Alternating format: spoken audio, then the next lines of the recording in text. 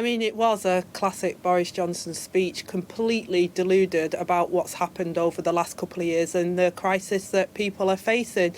High tax under the Conservatives, under Boris Johnson, the highest tax rate for decades, high inflation, lower living standards, businesses that are facing absolute bankruptcy because of the situation.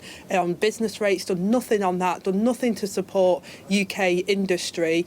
And I just felt that there was no acknowledgement of how the scandal and sleaze that has engulfed his party and his government over the last couple of years, whether that was him supporting the scandal around Owen Paterson, supporting Chris Pincher with the situation with sexual harassment, whether that was the absolute billions of pounds that was wasted on money that was given to mates through the global pandemic, and of course the partying that happened when the UK public were told that they had to go into lockdown and had to follow the rules.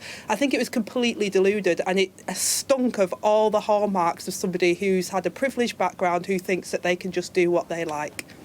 I mean, Angela Wren, you made that very clear as to how you felt about it. But you didn't actually answer my question, because now that he is gone, after all of those scandals that you laid out, you've got Liz Truss to face, who's already perhaps got a proposal that goes way beyond the Labour Party's plan to deal with the energy crisis that we're facing. Well, I've not seen any proposal that goes beyond Labour's plan. Labour's been calling for a freeze on the energy bills, and that we've said it should be paid for by a windfall tax on oil and gas companies. Liz Truss hasn't said that. She thinks that working people should foot the bill for that. She said that she would reverse the national insurance contribution rise, which she voted for. Let's be clear, Liz Truss has been part of the cabinet and has been part of the decisions that have been made that has propped up Boris Johnson and got the country in the mess it's in now. So yes, it's great that Boris Johnson has left. Anyone would think that he's left of his own fruition, when that's clearly not true. But we've seen a Conservative Party that are behind the curve constantly on the crisis that is engulfing many people and many businesses in the UK today. And I don't think they're in touch with what's happening on the ground in the UK. They're completely deluded. The GP situation, the NHS situation, the social care situation, trying to get a passport, trying to get your driving licence, it's complete backlog because of the Conservatives have not been doing their job. Yeah, and the reporting this morning, Ms Rayner, is that some £100 billion is going to be spent, and that would bring in a freeze in energy bills. And the reporting in Conservative leading newspapers suggests that's going to come in until 2024. Now, as you know, the Labour policy was £28 billion for only 6 months. So I put it to you again that the Conservatives have outflanked you on this one.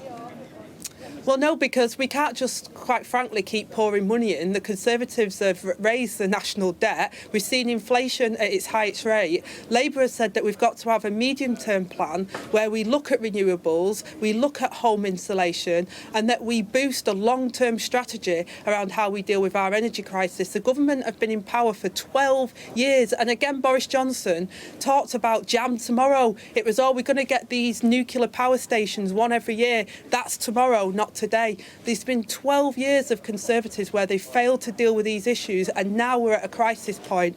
We do have to have a long-term solution to this. Labour's put that plan forward, and we can't just keep going from one crisis to the next. We have to have a long-term plan from the government about how we're going to use renewables and how we're going to insulate homes and how we're going to get these good skilled jobs into the UK, so that instead of levelling down, which is what we've seen, Boris Johnson talked about rail investment. Northern Rail has been scaled down. The people of Greater Manchester, the only reason we're getting changes to transport is because of our Labour mayor in Greater Manchester. We're making a difference on the ground. The government have levelled down and have not delivered on the promises that they made to the people of the UK.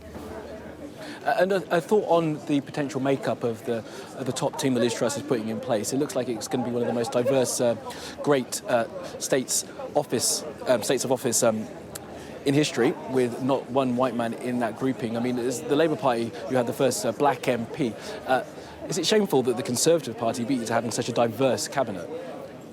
Well, I welcome diversity in politics. I've been talking about that for a very long time, both on social, economic, but also on ethnicity, and of people from up and down the UK being involved in politics. And I think it's important that we do that. But it's also important about what people do.